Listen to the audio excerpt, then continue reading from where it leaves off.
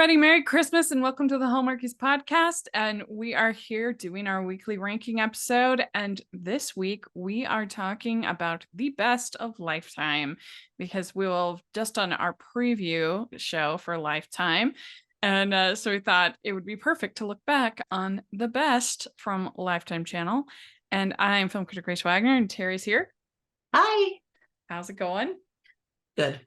Was this challenging for you? Yes. Yes. It was for me, that's for sure. It was because I had to, I can't put every single Hilaria Burton and Sarah Drew movie on my list. I've got to have some variety. Right. And then it was just really figuring out the placement of everything. Yeah, no, it's true. And there's a couple that were tough cuts, and I did decide to go with a top 13 for this one because there was just one that I couldn't bear to not talk about. So it'd be fun. We will have our short list that we're going off of that we do for all of these ranking episodes. I'll have that in the comments or in the description. And so if you want to share with us your list, if you want to make a video or do a blog post, or ever, just tag us, let us know. We want to hear your picks. And then we'll also have the picks of our patrons. And so if you want to be involved in these ranking episodes, if you listen every week and think these ladies are out of their mind, you can be a part of it too and share your picks in the patron group. And I always try to put it on there before we record so that the patrons can share their picks. And that helps us so much with the patron. So please take a look at that and let's dive in. Let's get started. What is your number 13? Well, this one got on the list. It made the cut when you got 13, but it is Kirk Franklin's A Gospel Christmas. Okay. Yeah. I didn't expect much from this movie. I didn't know what it was going to be, but I ended up really enjoying it. Mm-hmm. The music, the messaging. It's about a singing preacher. Her mother's a very famous pastor. And, she's lacks the confidence to live up to what she believes her mother's standards are and just her fame and how everybody respects her. Yeah. And she's gotten shot down. So that it's a real... It hits on her confidence level. And so her mother's like, we finally got you a church. And she goes there and she's doing great. And they're like, we wanted a singing pastor and you're not singing. And of course, what could go wrong goes wrong. She misses signing up the choir, for a contest. And she's got to figure out a last minute way to solve it. She finds her voice and a little love on the side. That's like an extra bonus, but mostly it's about her finding herself and believing in herself. And I thought that was a really good, positive message. Yeah, because she's a junior pastor. She's insecure. And so often in faith-based films, they're afraid to make the characters vulnerable, have flaws. Right. And in this case, she did, and the parishioners were pretty judgmental and tough on her. Yep. Because she's coming in to replace this beloved pastor, and all that worked. I agree, and it was so much stronger than the one last year. Really, I was like, oh wow, that was it made me. I liked it, but it made me even think it was even better after I saw the one last year. I thought was pretty bad. Yeah. So yeah, good choice. Well, my number 13 is Every Day is Christmas. I don't know why it's called that. It's a terrible name. Because it should be something like Christmas Carol. It's ridiculous. But anyway, I just really enjoyed this movie. I felt like it was underrated because it's hard with a property like Christmas Carol to come up with a new take, a new way to do it. And we've seen a couple of those that have worked real well. But what I liked about this is I thought it was very impressive, the idea that it wasn't greed that immobilized Scrooge, that kept him in this, stuck spot, the female Scrooge here. Yeah.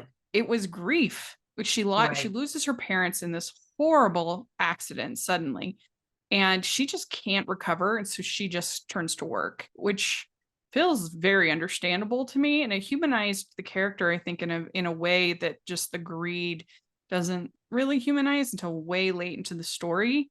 And I just really thought that was impressive. And then what a brilliant idea to have all of the ghosts be her parents, because that's what the Yes. trauma was. And Yeah. Gloria Allred is such a good So actress. good in this one. So good in Yeah. this movie. And Yeah. I thought, I mean, it's not like Toni Braxton is the greatest actress in the world, but every time she saw her mom, she lost it. Even if she'd Yeah. just been with her like a few minutes before, which is Yeah. totally accurate to like how that would be. Like if you saw a person that has been gone, and especially that you lost in this traumatic way, like you would lose it every time, even if you just saw them. Yeah. I mean, it's such a great, because we've seen a lot of takes on A Yeah. Christmas Carol, a lot of modern interpretations, and this was a really unique, fun way of doing it, having that special connection. You know, and they were so good with each other, like it was raw and real. And I loved how her mom's like, every time a ghost comes, no, let's get dressed up, let's make this a special occasion. Just like, so there's all these costume changes where they're like fabulous or whatever. And well, because she sees that her daughter's stuck. Yeah. And so she wants to remember the fun. She wants to remember, and it keeps it from not being too, too traumatic and sad. Yeah. I mean, the reason why I was like, I don't know if I can make this a top 12 is just because I don't think the romance works like at all. And some of the acting I don't think that's needed. Yeah. Yeah. Some of the acting is weak, but I loved the whole concept. And I thought it was such a clever take and a way to give such heart to the story that we know so well. So I really wanted to talk about it. Right. And that is actually my number 12. Oh, good. Okay. Maybe then we would have talked about it anyway. We would have. But yeah, it's for all the reasons you said. It's just yeah, like that emotional connection is what I like. What makes it stand out in a sea of Christmas carols, Yeah, I agree. Well, my number 12 is Christmas Ever After. I really liked the whole concept of her being this, blocked writer, writing romance novels. You see her writing throughout the story, and then she meets this guy who looks like the cover model for her stories. She's like, my characters come to life. That was really funny and clever. And then there's actually like real heart behind it when she finds out who painted the cover of her novels. Right. And it was cool to have a character in a wheelchair, and it's not like a thing. It's just, that's just who she is, and that's who it should be. And Allie's so great, so charming. The only reason this is down on my list is because they totally ruined the kiss, and it wasn't their fault. It was because of COVID, and they had to do the stupid film, and so they had to shoot it really odd and strange. Yeah. But that's the only reason it's 12 and not higher, but I do love it. I think it's very, very good. I have this slightly higher on my list, but I really did enjoy it. Mm-hmm. I love the fact that it is never an issue. It is is not the misunderstandings that happen between the potential, like, there's always a misunderstanding with a couple falling in instant love. But her being in a wheelchair was never a problem, never addressed. Not because so many times they just like certain things, they can't help themselves. They have to like, oh, is it because I have this problem, or I'm this, Yeah. And they can't help themselves. They got to throw it in there. But this one was like, no, we're everyday people. Boom, Just like, you could have been anybody. But then also like working in little things. Like I'd never heard somebody refer to it as going out on a push. Right, exactly. That was great. Sense. Yeah. But it was just naturally worked into the story. Naturally worked in. And I love that it was not a problem. It was like, oh, bless be, because it isn't a problem, There was also a real comfort in this movie of finding your own family that she is found in this little hotel that she goes to every year. And they are looking forward to her. She's looking forward to them. And I love when she calls her boss, who her boss was hilarious in the movie. She calls her boss and she's like, yeah, I'm going, oh, good, because I'm already on my way. It is great. Funny. But it is true. Like, it is clearly, and I saw the behind the scenes picture after I watched this movie. They kissed through plexiglass. Yeah, they had the film. And then the kiss at the end looked like they were in each other's elbow, like the elbow curves. Well, because they don't, so they can't show the film, the glass. Yeah. And so they have to shoot it from this like super weird angle. You could tell, and I get it because it was, it managed to look pretty good. But if you're going to be that close together, and you've had all of the tests, and you've had all of that, like, it's just so stupid. It's in the chaos of COVID and everything. But if they are literally that close together, and they've had all the tests, and that, like, it was just such a stupid thing. Yeah, because if any of them were going to get COVID, that plexiglass was not. It was not going to protect them. So stupid. But it's still it's still a fun movie. I mean, I think that they had really good chemistry. I love too where he the moment where he's just shirtless, sitting on a couch, contemplating. I forgot about that. Yeah, they have like that, that heartthrob moment. I was like, yes, thank you, movie. Thank you for giving that to us. You know what else I also like is that he's like really tall. Oh yeah. So to have somebody and to make it work and make it swoon worthy and make their pairing feel natural, I felt like that was even like super brave of them, if that makes sense. You know what I mean? Or interesting of them to do that. Yeah, and make it because work. They had everything. In many ways, it is a very stereotypical Christmas movie. Like, it follows the beats that are successful in work, and people love to watch. These story beats. And they just played it, and it was just never a problem. And it was great. That's one of the great reasons about this, because it isn't a problem. Yeah. Well, very good. So, what's your number 11? My 11 is the Christmas Contract. It's my first Hilary Burton.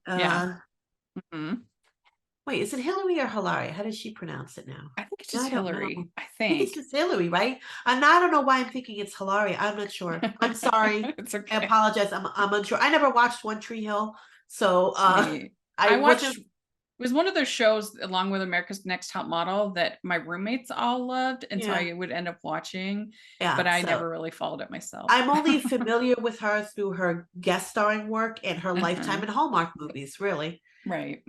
But this the Christmas Contract, apparently it was a One Tree Hill reunion movie. Right. I don't know. But it's funny because she goes back home and she's dumped, and she's like, I don't want to be dumped. This guy has a new girlfriend. We get it.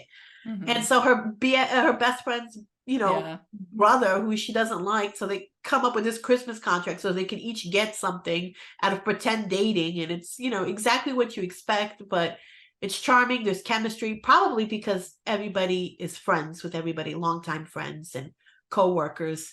So it all feels very believable, and it feels like they're really friends and they've known each other forever. Yeah. So it has its charm. Yeah, it's a really cute one. Very classic. I like that one a lot. Ho, ho, ho. We'd like to take a second and thank our sponsor for this episode of the podcast. It's the Hallmarkies Patreon. Do you love Hallmarkies podcast, especially at Christmas? Do you enjoy the holiday previews, recaps, interviews, and bonus episodes? If the answer is yes, please consider supporting the Hallmarkies Patreon. We need your help to do what we do both during the Christmas season and all year round. But not only do you help a podcast led by strong, independent women by becoming a Patreon, you get to become a part of the Hallmarkies family. Starting at only $2 a month as a patron, you will have access to our Facebook Patreon group where we talk about the movies, shows, and more all year. We also have many monthly patron watch-alongs with guests like Lacey Chabert, Natalie Hall, Paul Campbell, Mary Lou Henner, and more, giving their behind-the-scenes details of their films. As a patron, you also have the chance to provide input into the podcast and even join us at different tiers. So this Christmas season, spread some cheer to the Hallmarkies Patreon and become a member today. You won't regret it. Go to patreon.com/Hallmarkies to learn more. That's patreon.com/Hallmarkies. 11 is Merry Xmas. It was one of my favorites from last year, Christmas season, not just Lifetime. I just loved, first of all, the whole concept of him. I know we've seen a number of these of someone getting invited to the Christmas activity or Thanksgiving because they get in the family text, group. That was, I think it happened in real life. So then all the the Christmas people were like, "Oh, what am I gonna do?" But I really like it here, and him becoming part of the family, and I just loved all of the walk-in traditions that were incorporated in to the story. I love the fact that it was all shot there. I thought they had like really good chemistry. I loved the fact that it was bilingual, and so like the characters were speaking in Spanish when it made sense that they were speaking in Spanish, like when they were talking with each other. Of course, they're going to speak in Spanish. I mean, you almost never see that. So it just added a layer to me, authenticity. I even liked the conflict. I mean, the only real like flaw is there was some ADR problems at the beginning of the movie, which I don't know why they didn't clean that up. But other than that, I just really enjoyed it. I loved the parade at the end. Was really wonderful, romantic, and yeah, I loved it. So there we go at 11. Yeah, I confess to not having watching that one.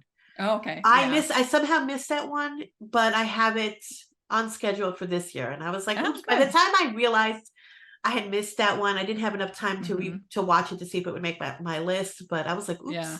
Well, and Rodrigo Massa is so friggin' charming. I love him. He came and did Patron watch along, and it was so nice. Not only did he do the watch along, but I didn't realize that he was in Europe when he scheduled it, and so it was like 2 a.m, and I'm so sorry, but it was so nice. But he's just great, and it was cool that he got to sing a song for the movie, and they had like a whole music video and everything, and I thought a lot of people were really turned off by the ADR at the beginning, and I understand that, but I just overall I wouldn't let personally one technical snafu ruin what is, I think, a very, very solid Christmas movie, and just a fresh setting, fresh traditions, that I've never seen before. Like they had these radish sculptures, and this whole tradition where you break these plates in the town, just things like that. That was just fun, to have. So I loved it. I hope you'll have to let me know when you see it. What do you think? All right. What's your number 10? My number 10 is Christmas Ever After. Okay, good. Yeah. My number 10 is the Christmas Setup. This was a lot of fun for me on a lot of levels, even as far as the podcast, because I got to interview Fran, and that was unbelievable. I've always, I've loved the nanny for so long. I've loved her for so long. That was super cool. But I just thought it was a very, very lovely little movie. I love the fact that she does treat her 2 sons, one that's gay, one that's straight, is just her sons. And she's cute and matchmaking and things about both of them. And so it's really fun and refreshing. And, it stars a married couple as the leads. And sometimes that doesn't work. But in this case, I think it does. They had really nice chemistry. You've got the backstory of the man who ran the train station. So it's not just a save the train station story. There's like a little more to it than that, I think. And there's some fun scenes, like when they do the Christmas karaoke, that's fun. And when they're stuck on the roof. Oh yeah. Those and they're so annoyed with each other at first. Yeah. So, yeah. Oh yeah. They start off kind of enemies to lovers a little bit. Yeah. Yeah. So I really did enjoy it. And so it's my number 10. What do you have at 10? No, my number 10 was right. Wait, what do you have at 9? My 9 is A Very Nutty Christmas. That one was high for me as well. I really enjoy it. It's just so bizarre, but I loved it. It's like Melissa Joan Hart. I believe she directed this one as well, or maybe not. Maybe she directed the Christmas Con, because that also has Barry Watson in it. I might be getting confused. But, she's an overworked baker. She's got a lot going on for Christmas. She's trying to help her neighbor whose grandson may or may not come, from the military. And then she gets dumped, and she's like, I can't believe this. How am I going to finish everything? She gets a nutcracker and wishes that he was her man. Then the next morning she comes downstairs. There's this man in a nutcracker just splayed out. And he may or may not be, just like the ballet.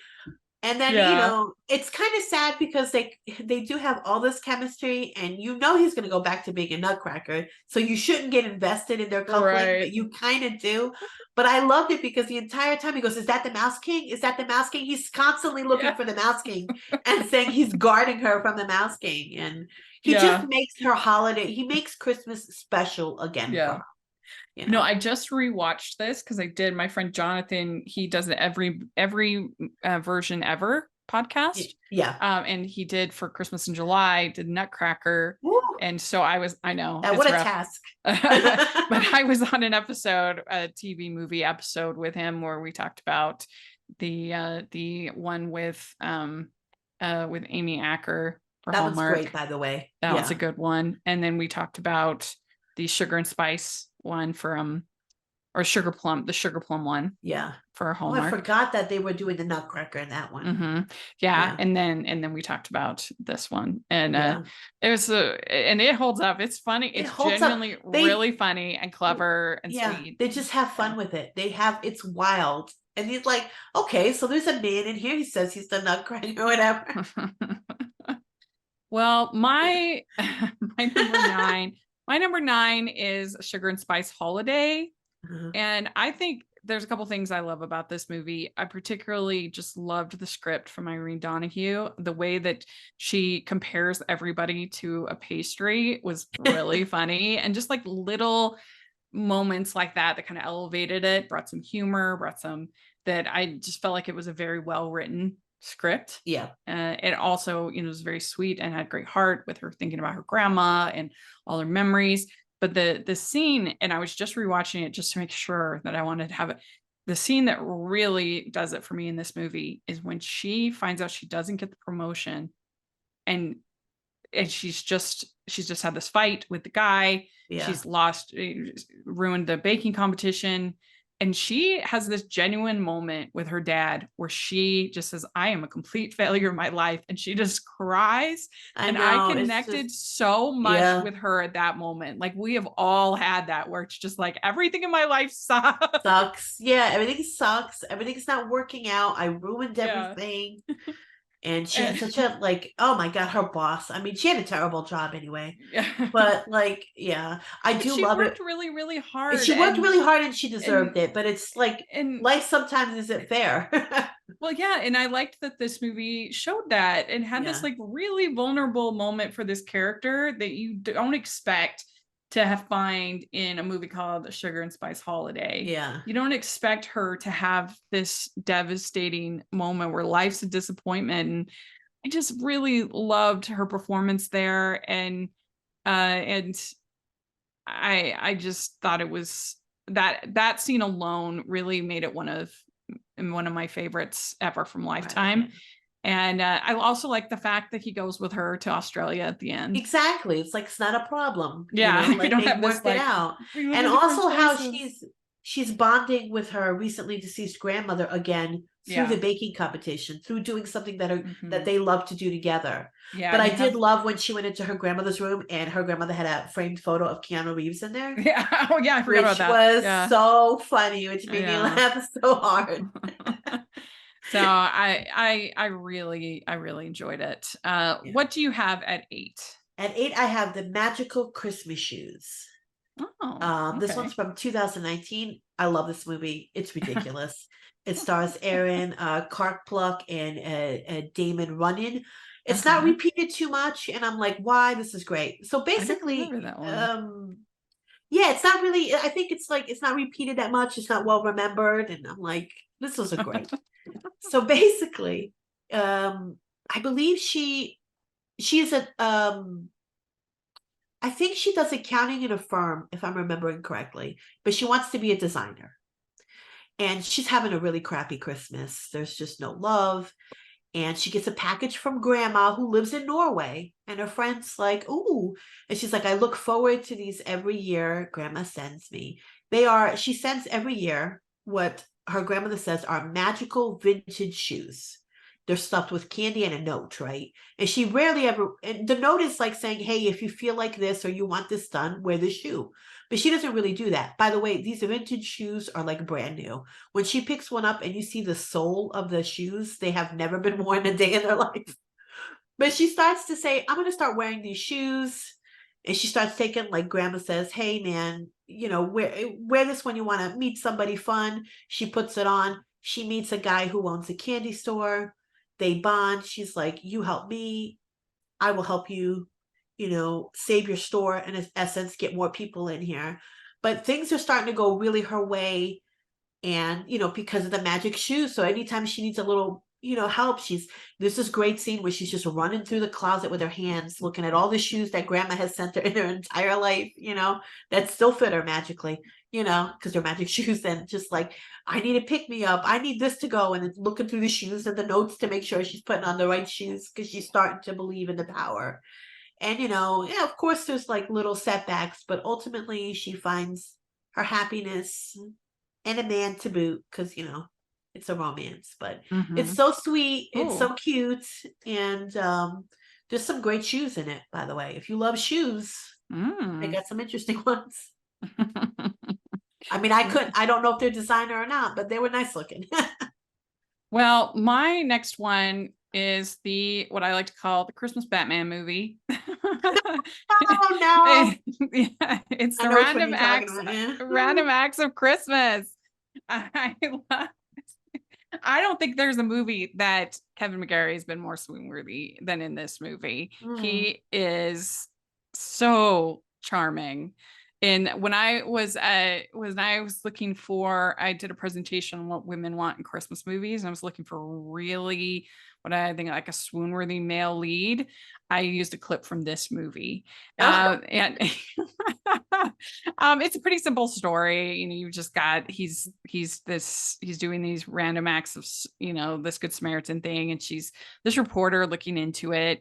So, but I didn't really care about that. For me, it was just all the little swoon-worthy scenes between the two of them. He's got his own butler. Yeah, he's got his own butler. And mistletoe. I remember they have Thanksgiving tacos.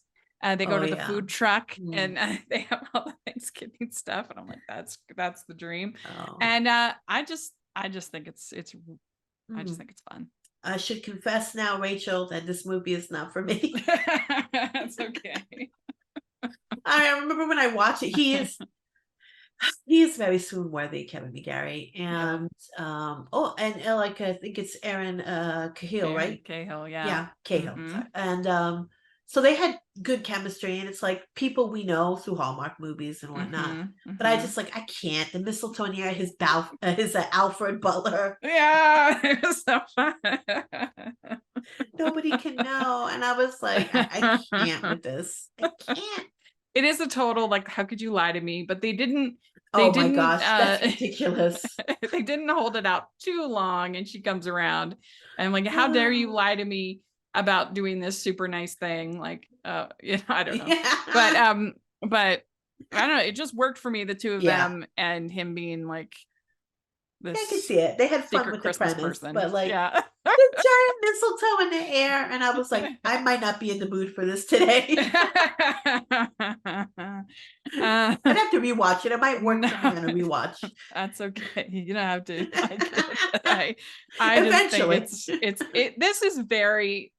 Because I was trying to make the point in my presentation about how, in my opinion, when these movies lean into the tropes of romance novels is when they work the most. Yeah. And this is an example of that for me. Very much so, yeah. They're not really trying to be realistic, or even though I loved in this, in Sugar and Spice, when they did have that moment of realism and heart. So it can work. But I also just think when they go super heavy on the tropes, and it is just basically a romance novel, right. I think that can also work, and they shouldn't be afraid of that. No, absolutely. Yeah. All right. What's your number 7? So my number 7 is Last Chance Christmas. Again, this has Hilaria or Hillary Burton and Gabriel Hogan. Oh, I don't know. This one's from 2015. I don't have super old ones because they've done more. Lifetime has done more holiday movies in the last couple of years. I've seen this one. Yeah, so this one's one of the older ones that I have up on here. But yeah, so basically Gabriel Hogan works for Santa Claus. And one of the reindeer gets sick, and Santa Claus is like, "We need a replacement. You need to fix this." And he goes, "Oh, so this is a higher job level than what he usually does, right?" And he's like, "I can do it, Santa." And she owns a reindeer farm. She's a single mom who owns a reindeer farm. And of course, she has evil land. She's behind on her rent, and these evil landowners want to come, snatch her land to develop it. And she's like, "I'm going to fight tooth and nail so that doesn't happen." He figures out that the reindeer that he needs is on her farm.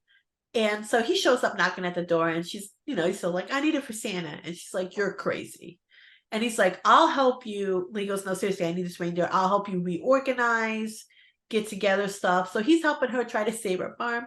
Meanwhile, the evil landowners are stealing reindeer.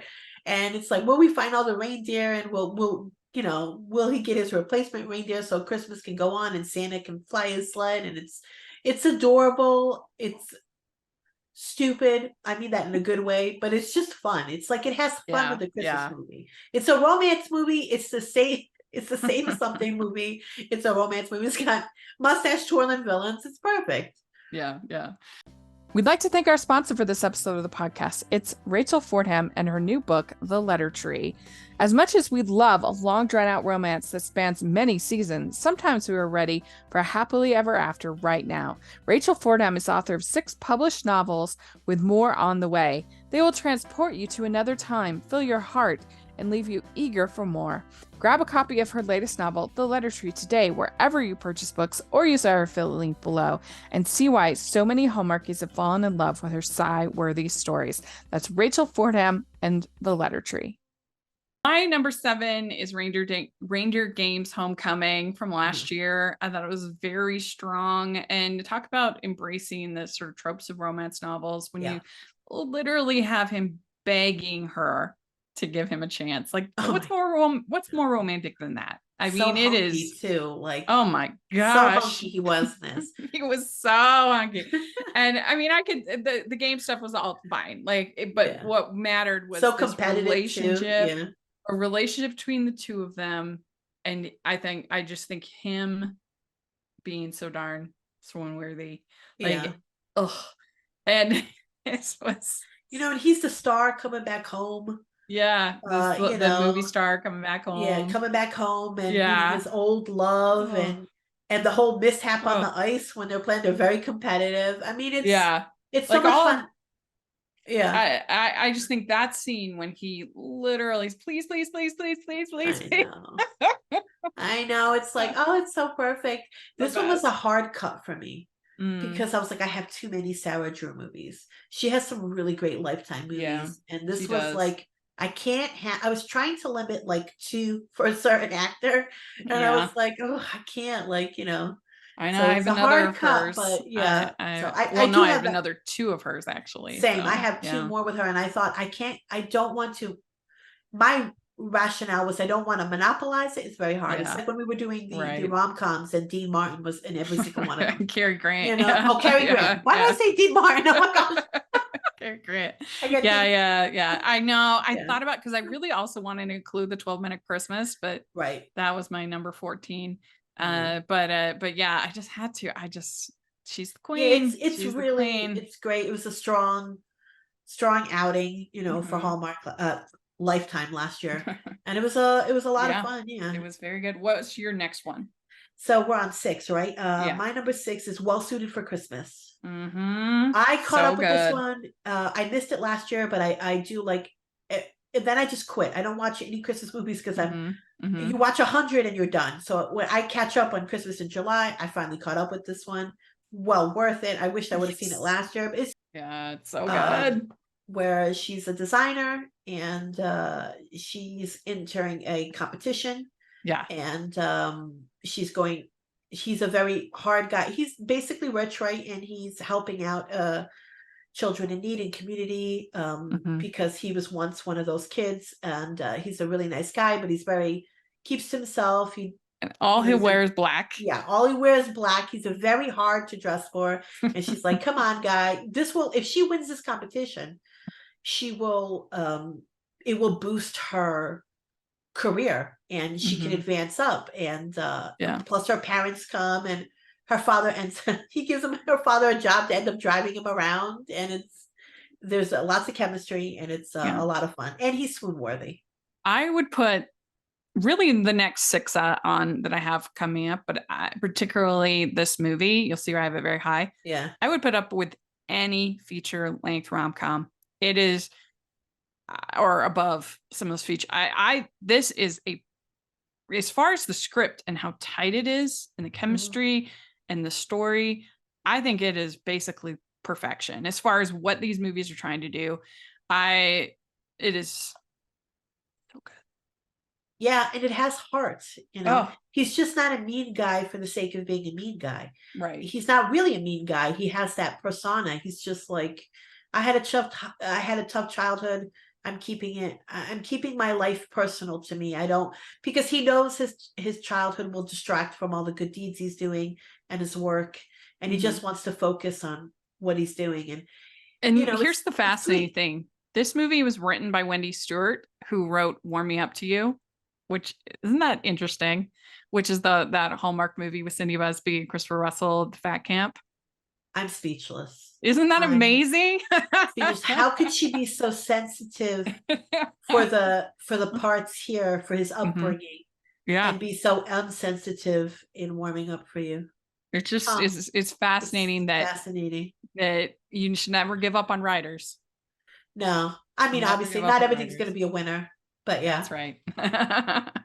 But you'll see, I have that coming up. I absolutely adore it. Yeah, this one's great. They have great chemistry. It is, and what a surprise! Because I never would have thought with the title when they had it airing, it was the very early in the season. Yeah, I never would have thought it would be as good. And then I got to watch it early, and I just was just like, everybody, please watch this. It's so good.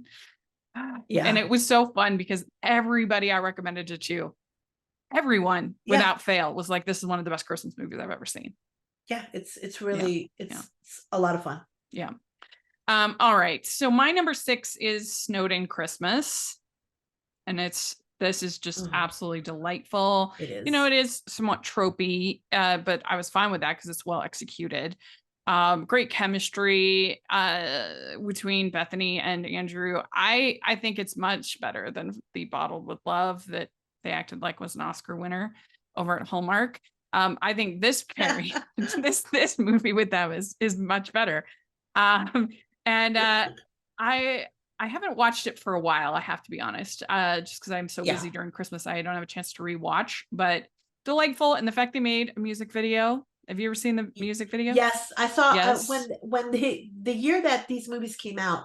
I think Lifetime had either 4 or 5 movies that year. Yeah. They all re-aired them later with a director's cut. So I was a mad woman. I'm a mad woman. I DVR'd both versions and then would watch them back to back.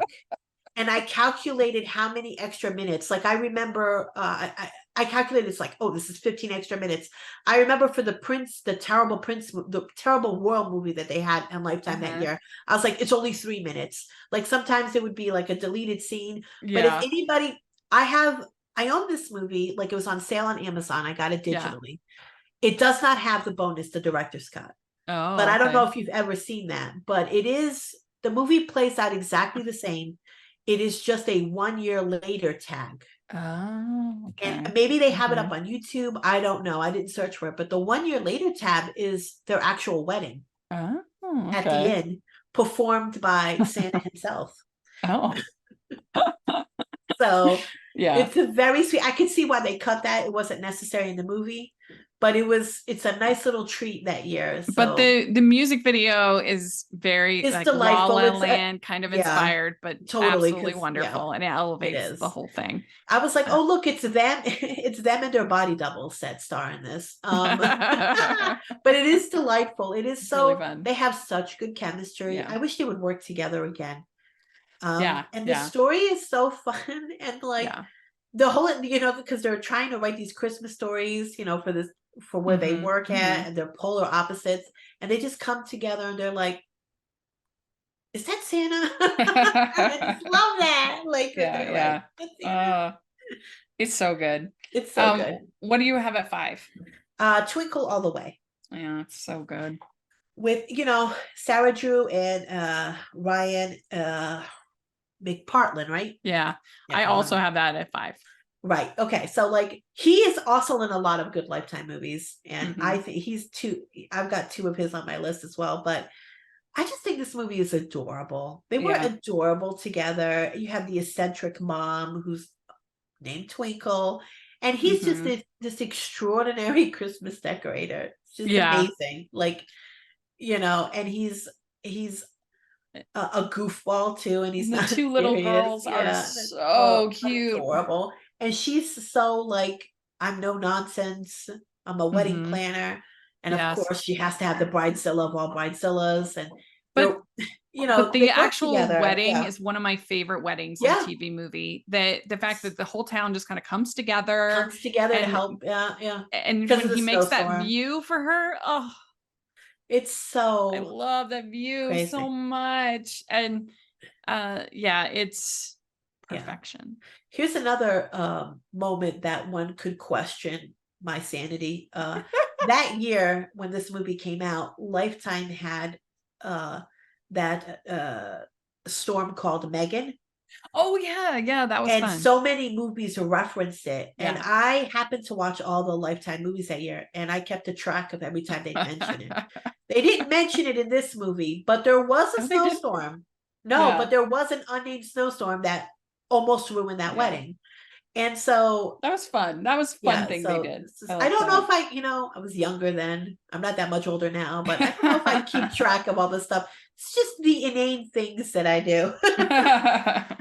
Yeah, it's a lovely It's movie. lovely. It's so I cute. love that they have this wonderful family moment at the end, and you Absolutely. have this gay kiss, which was like a big deal, but like Oh yeah, so back yeah. sweet and So sweet. Great natural, supporting of cast. course. Yeah. Yeah.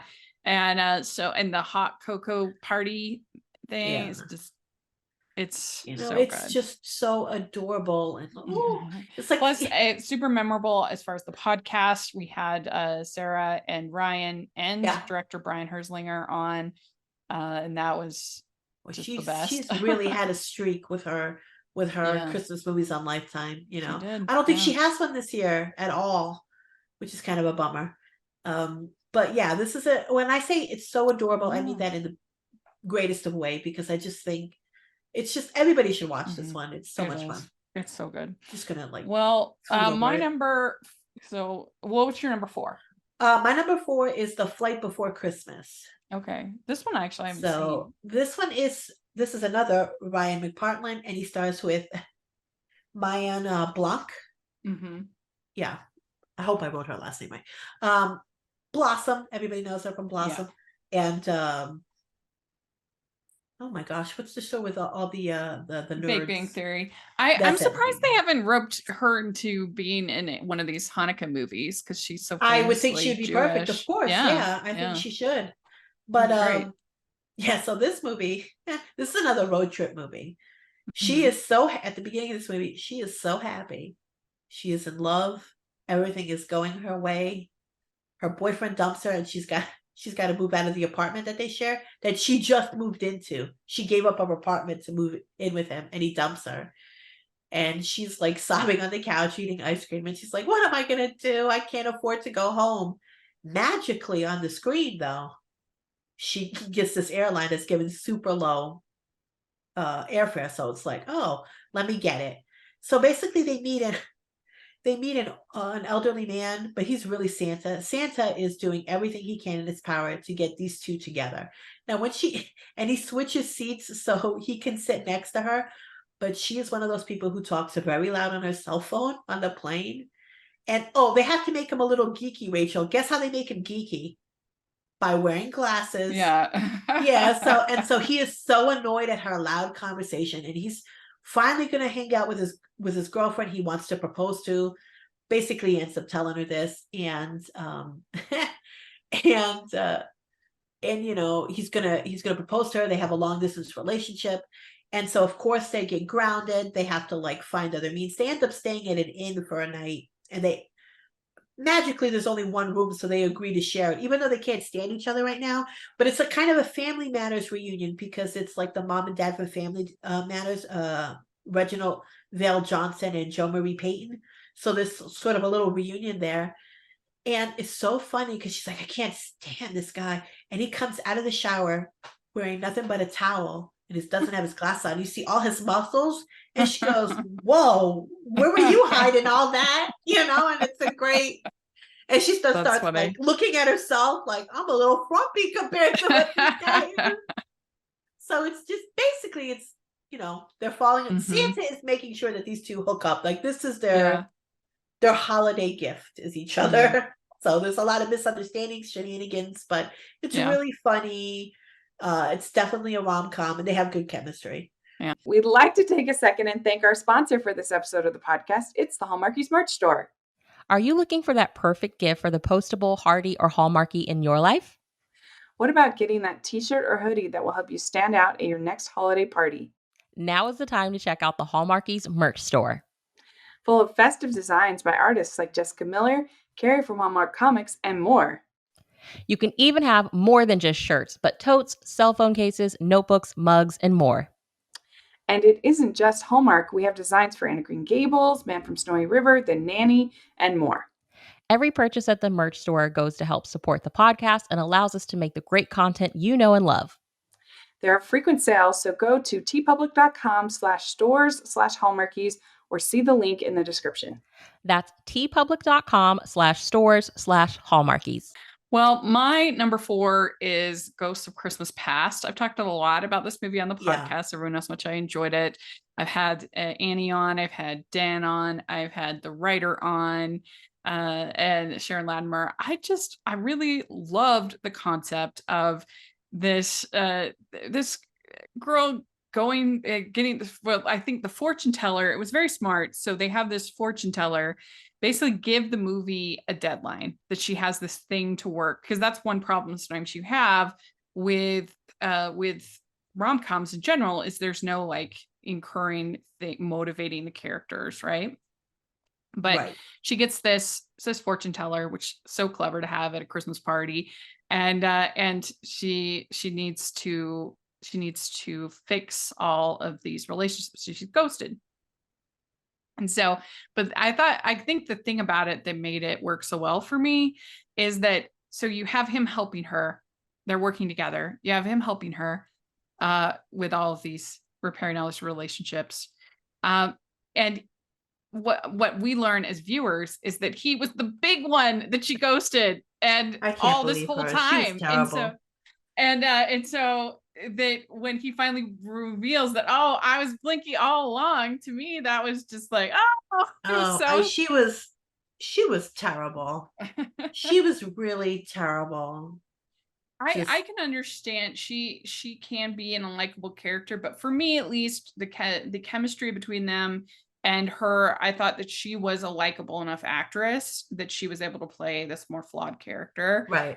For me. I just loved the whole story, and I thought it built the romantic tension so well. And there were lots of really funny scenes, like when she's texting Blinky and he's got his phone there, and so he dumps his phone into the sink, and she's like, what are you doing? And I don't know, I just really loved it. I thought it was such a good script and a really good story and really good performances. That fortune teller. Yeah, I like this movie, but it doesn't quite get me. Mm-hmm. It's just, I feel like there's something missing for me. It's like, it's fun in the moment when you watch it, but when I really think about it, I'm like, there's something quite missing for me. But the premise is fun, but she is a terrible person. He's like, what do you mean you ghosted? You can't ghost. Everyone is horrified that she's like nonchalant about ghosting these people. And of course she's got to get punished for it.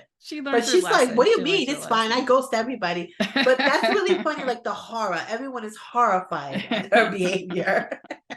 Well, and in fairness, like most of the people that she's ghosted, it seemed like she'd only interacted with a few times. It wasn't like, it wasn't like, but she has to make it up to all these guys. And I was like, oh boy, she's got to put in the work, you know. Yeah. I mean, I just really, even like, I loved her sweaters, and there was just, it just worked for me. I just really enjoyed it. So, what do you have at 3? My 3 is Love at the Christmas Table. Yeah, that one's a good It's one. a bit older one. It goes back to 2012. This is probably the oldest Lifetime movie I have on my list. It stars Danica McKellar, Leah Thompson, and I forget the guy's name. But basically the conceit of it is that we see they're non-consecutives, but we see like a 20-year span on the Christmas Eve at this house. And I think it's 14 Christmas Eves that we see. But we don't see every single year. But basically we get to see these kids as friends coming every year to this lady's house to celebrate Christmas Eve. And she's got the house decked out all year round for Christmas Eve, and she's kind of a loner. And you know, we have the parents and everything like that having their own story, and then they go off to college. They don't see each other that often, only when they come home to Christmas Eve, and then they have their relationship and they go out. They do leave the house and do other things. We see them do that on the Christmas Eves, and then there's a big misunderstanding and an argument, and then they don't see each other for years. And what I like about this movie is he decides to like, I'm going to fight for this relationship. And they come back, and each side character has like a mini little growth. And you know, Leah Thompson also has like a movement forward. She's no longer going to have her house 24/7 at Christmas. She's found herself a man, so she's cured. I don't know.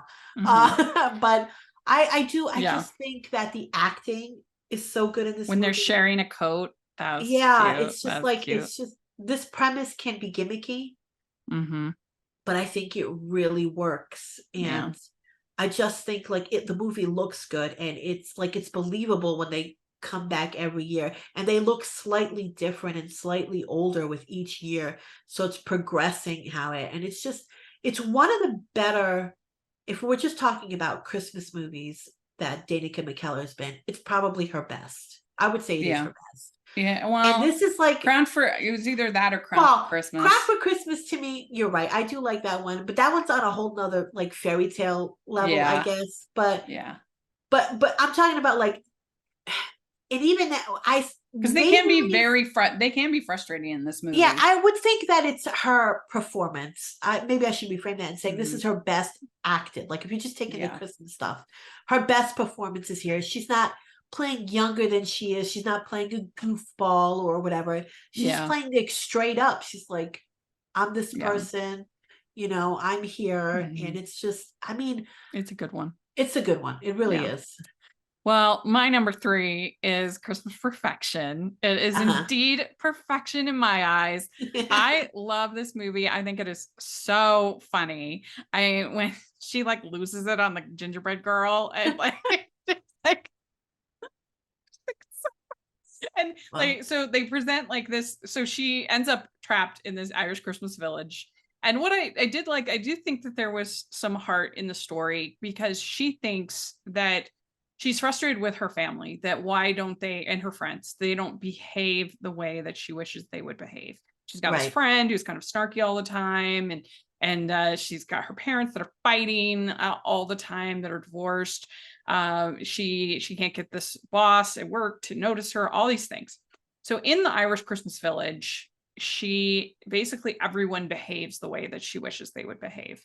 So I think that does add kind of a layer to me of like her coming to realize that like she really does love these people, and that she misses them in their flaws by the end of it, and that she wants to, you know, get back. And it is interesting that the guy, her best friend, who of course is in love with her and she's supposed to be with, he's the only one in the Christmas village that doesn't have an altered state, that stays the same, because he's obviously the one she's supposed to be with.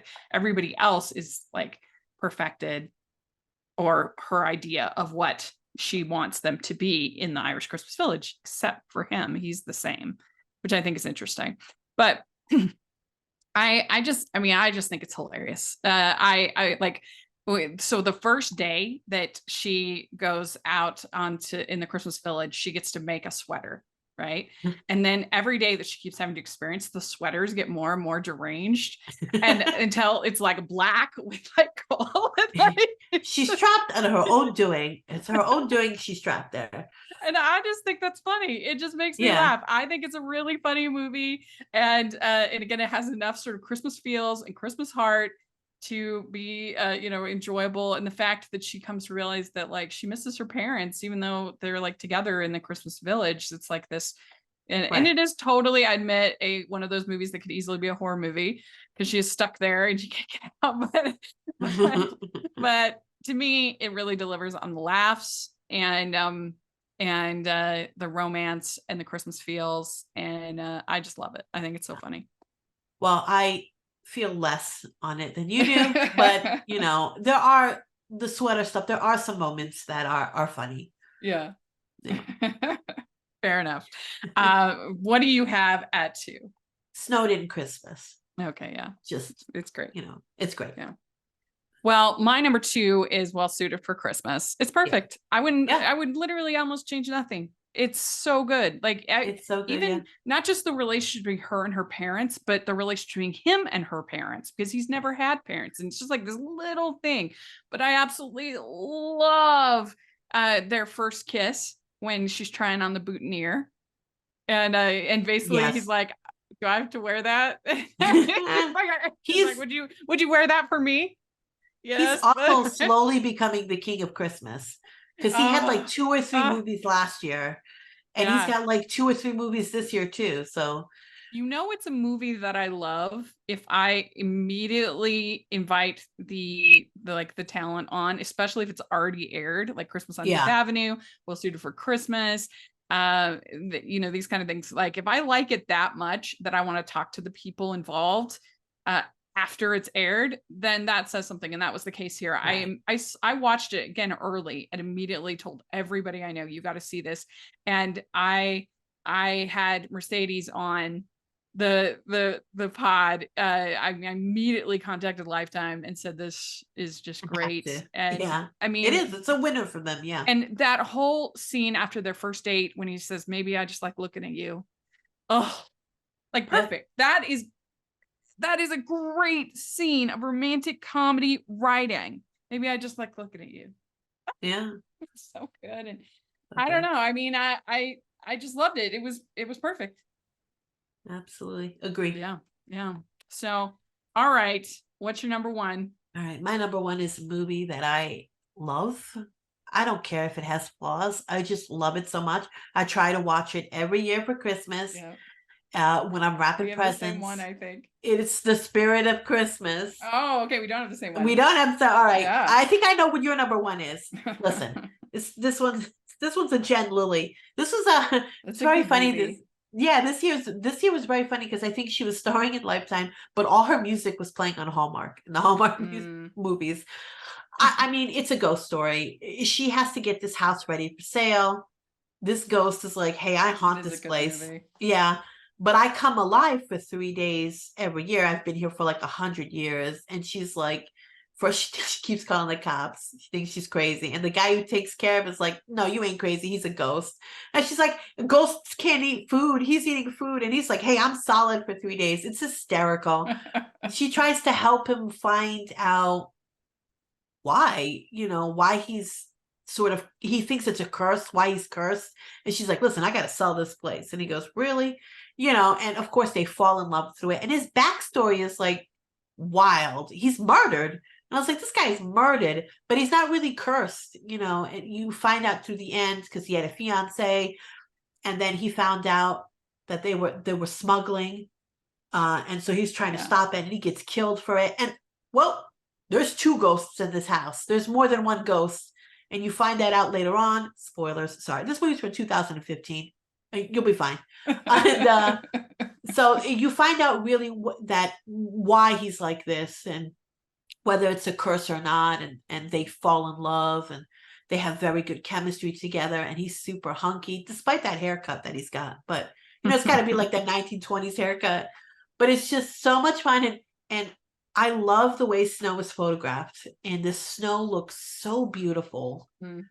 on all of the It's a locations. good one. I barely think of it as a Lifetime movie. I don't know why. Like, I Yeah, didn't it even is. realize that it aired on Lifetime. I thought it was did. like Up TV or Ion or one of the other. I don't know why. I just happened to I happened to catch it the night that it premiered on Lifetime, and I was like, I love this. I try to watch it every year, like when I'm wrapping Christmas presents, because I always wait till the last minute to wrap Christmas presents, and I watch it while I wrap. It's just such a comfort movie for me. I love it. It's not the greatest, it has flaws, but it's just, I find it unique. And well, it's not that unique that she's being, you know, haunted for Christmas. There's a lot of haunting Christmas movies, but just like they go deep in that story, in that backstory, and I don't know, it's just Well, my number one might be my favorite Christmas movie, like, period. It's up there. It's definitely in the top 5. I know which one you question. got. Yeah. It is Christmas Pen Pals. Yeah. I just, it's perfect. What a brilliant setup. And I've said for a long time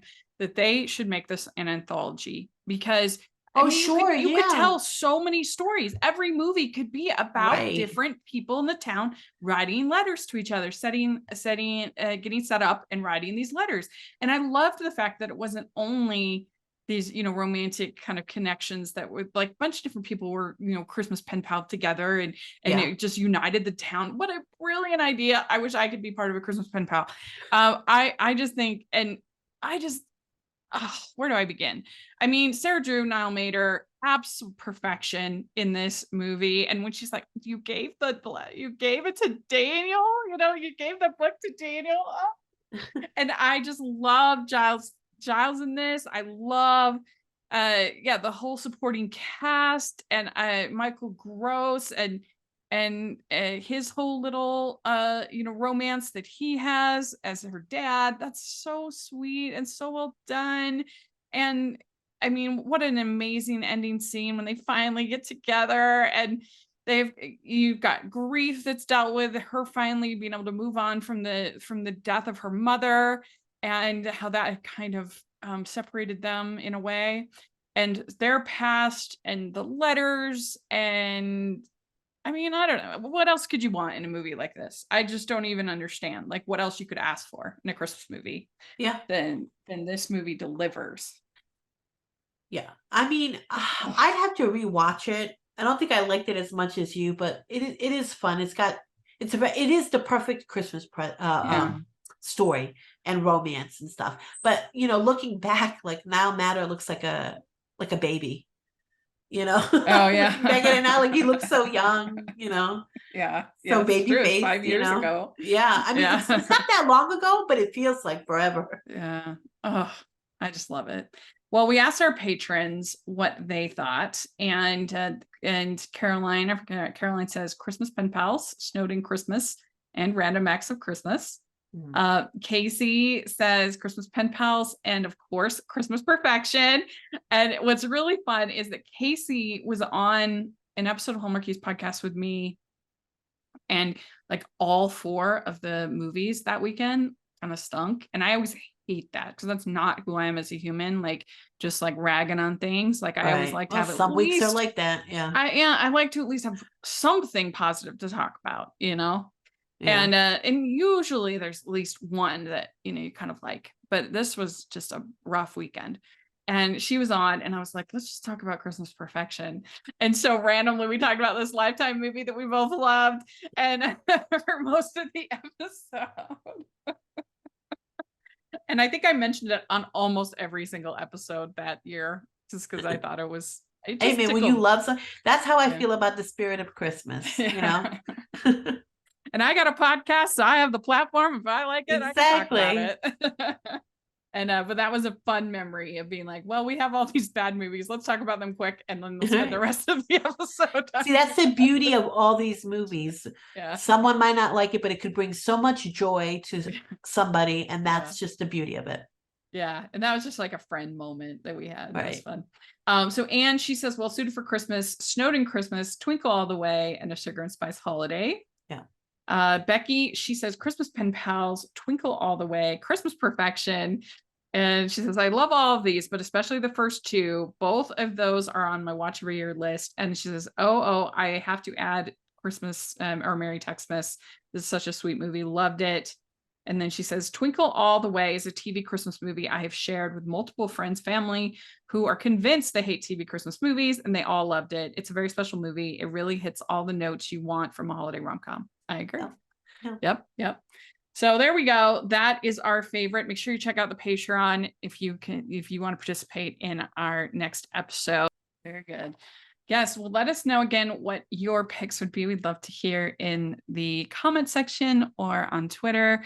And please like this video if you're watching on YouTube, and subscribe to the channel. We appreciate that so much. And Terry, where can people find you? At Twitter until it burns or collapses at Flurry Heaven. Yeah. And you can find me at Rachel's Reviews, all over social media, iTunes, YouTube, and on Rotten Tomatoes. Check that out. Also, make sure you're following the podcast at Hallmarkies Pod and Hallmarkies Podcast, all of our social media.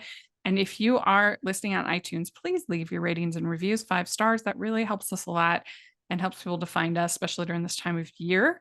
And if you are watching on YouTube, please give the video a thumbs up and subscribe to the channel. Most of our viewers are not subscribers. So if you're in that camp, please subscribe. It really helps the algorithm a lot. And then we also have our Patron group, as we talked about a number of times. And it's such a fun group and a great chance to get to interact with stars. Many of the ones we talked about, we've watched on as part of Patron watch-alongs. So with the stars. So yeah, check it out. And then we also have our merch store. We have some new Christmas designs that are a lot of fun. So please take a look at that. And thanks so much, everybody. We'll talk to y'all later. Merry Christmas. Merry Christmas. Bye. Bye.